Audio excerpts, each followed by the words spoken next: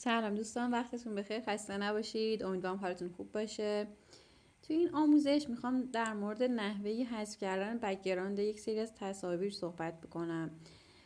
همونطور که میبینید من اینجا یک سایت رو قرار دادم که توسط این سایت بک‌گراند یک سری از تصاویر رو حذف میکنم، اما متاسفانه یک سری جزئیات مثل اعدادی که کنار این تصاویر بودن، جداولی که قرار داده شده بود، اونا هم حذف میشن و توی قسمت فیکس بک‌گراند قرار میگیرن.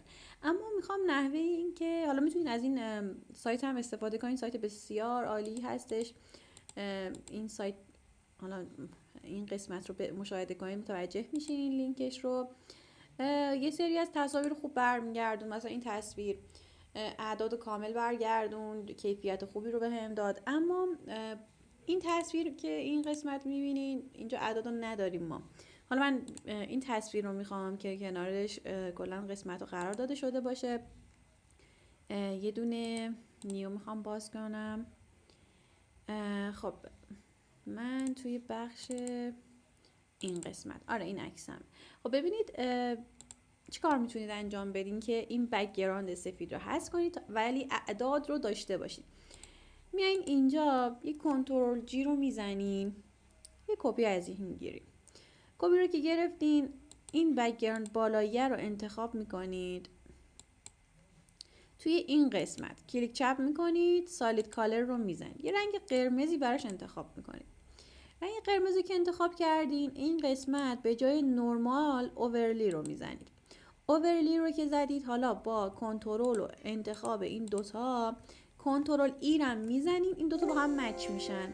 حالا که با هم مچ شدن، شما میایین قسمت سلکشن انتخاب میکنید، این قسمت رو سلکت میکنید، کامل انتخاب میکنید که کدوم بخش رو شما میخواید. این اعداد رو هم انتخاب کنید، یک کامل بتونید مچش کنید. حالا این بد شد، نه اون بد شد. من باید یکم بزرگ نمایی داشته باشم که راحت تر بتونم این بخش رو بردارم. متاسفانه این قسمت یکم سخت شد. آره این قسمت خوبه. دوباره یکم بزرگ نمایی میکنم. عالی. پایین این قسمت رو هم میخوام، 55 رو هم میخوام و دادم، تمام شد. خب ما این الان داریم، میخوایم برش گردونیم. این قسمت شما این چشم رو میزنید، پایینی رو انتخاب میکنید، این قسمت رو میزنید و بک‌گراند کامل حذف شد. حالا من میخوام استفاده کنم و تو این بخش قرارش بدم. این قسمت رو برمیدارم و یکم بزرگتر هستش. میخواستم کامل نشونتون بدم که ببینید به چه صورت در میاد.